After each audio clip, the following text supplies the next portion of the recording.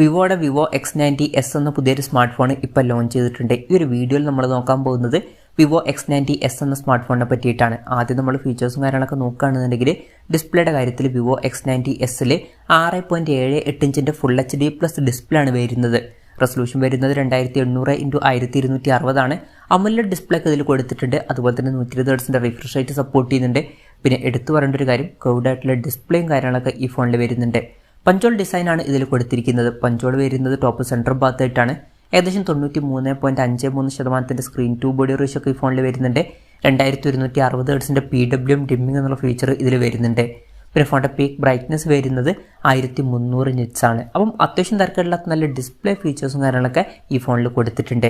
In display finger print sensor ഈ ഫോണിൽ വരുന്നുണ്ട്. ഫോണിൻ്റെ വെയിറ്റ് വരുന്നത് 197.5 ഗ്രാം ആണ്. തിക്നെസ് വരുന്നത് 8.48 mm ആണ്. പിന്നെ ഇതിൽ IP64 റേറ്റിംഗും കാര്യങ്ങളൊക്കെ സപ്പോർട്ട് ചെയ്യുന്നുണ്ട്. അത് നല്ലൊരു കാര്യം തന്നെയാണ്. പ്രോസസ്സറിൻ്റെ കാര്യം പറയുകയാണെന്നുണ്ടെങ്കിൽ mediatek dimensity 9200+ എന്ന പ്രോസസ്സർ ഇതിൽ കൊടുത്തിട്ടുണ്ട്. ഇത് mediatekൻ്റെ ഫ്ലാഗ്ഷിപ്പ് പ്രോസസ്സറാണ്. ആ മികച്ച പെർഫോമൻസും കാര്യങ്ങളൊക്കെ ഇതിൽ വരുന്നതായിരിക്കും. ഈ ഫോൺ 45,300 രൂപ പ്രൈസ് റേഞ്ചിലാണ് വരുന്നത്.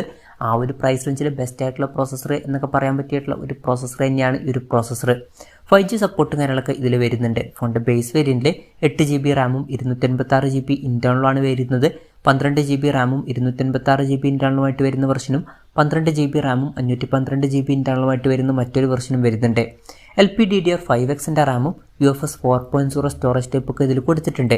നല്ല കാര്യങ്ങൾ തന്നെയാണ്. പിന്നെ NFC എന്നുള്ള ഫീച്ചർ ഇതിൽ സപ്പോർട്ട് ചെയ്യുന്നുണ്ട്. IR ബ്ലാസ്റ്റർ എന്നുള്ള ഫീച്ചറും ഇതിൽ കൊടുത്തിട്ടുണ്ട്. അപ്പം ഈ ഫോൺ റിമോട്ടൊക്കെ ആയിട്ട് യൂസ് ചെയ്യാവുന്നതാണ്.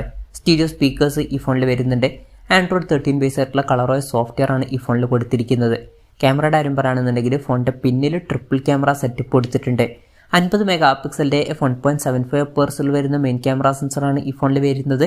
ഇത് സോണി IMX663 3D സെൻസറാണ്. ഇതിൽ OS എന്നുള്ള ഫീച്ചർ സപ്പോർട്ട് ചെയ്യുന്നുണ്ട്.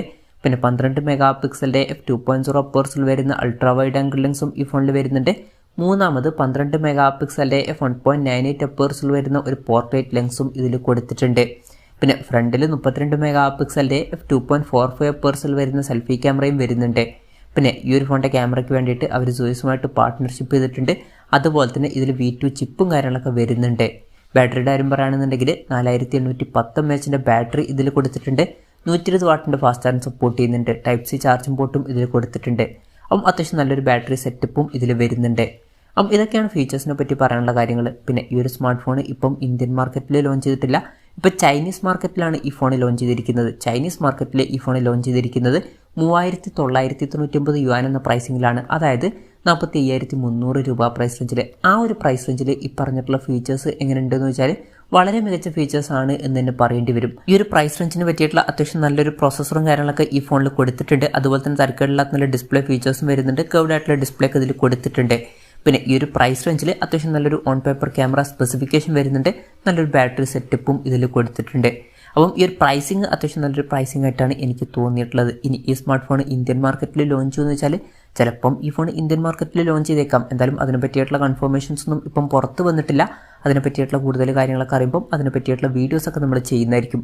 അപ്പം അതുപോലുള്ള വീഡിയോസൊക്കെ കാണാൻ താല്പര്യമുണ്ടെന്നുണ്ടെങ്കിൽ ഈ ചാനലും സബ്സ്ക്രൈബ് ചെയ്യാവുന്നതാണ്. എന്തായാലും വിവോ X90s എന്ന ഫോണിനെ പറ്റിയിട്ടുള്ള നിങ്ങളുടെ അഭിപ്രായം ജസ്റ്റ് ഒന്ന് കമൻറ്റ് ചെയ്യുക. അതുപോലെ തന്നെ ഈ ഒരു സ്മാർട്ട് ഫോൺ ഇന്ത്യൻ മാർക്കറ്റിൽ ലോഞ്ച് ചെയ്യുകയാണെന്നുണ്ടെങ്കിൽ നിങ്ങളിത് പ്രൈസിങ്ങിലാണ് എക്സ്പെക്റ്റ് ചെയ്യുന്നത് എന്നുള്ള കാര്യം കൂടി ജസ്റ്റ് ഒന്ന് കമൻറ്റ് ചെയ്യുക. അപ്പം എൻ്റെ ഒരു അഭിപ്രായം പറയുകയാണെന്നുണ്ടെങ്കിൽ ഈ ഫോണിൻ്റെ ഇന്ത്യയിലെ വില കുറച്ചും കൂടി കൂടാൻ ചാൻസ് ഉണ്ട്. ചിലപ്പം ഒരു 50,000-55,000 രൂപ പ്രൈസ് റേഞ്ചിലൊക്കെ ആയിട്ട് വരെ എത്തിയേക്കാം. കൺഫർമേഷൻസ് ഒന്നുമില്ല, ജസ്റ്റ് നമ്മുടെ എക്സ്പെക്റ്റേഷൻ പറഞ്ഞു എന്നേ ഉള്ളൂ.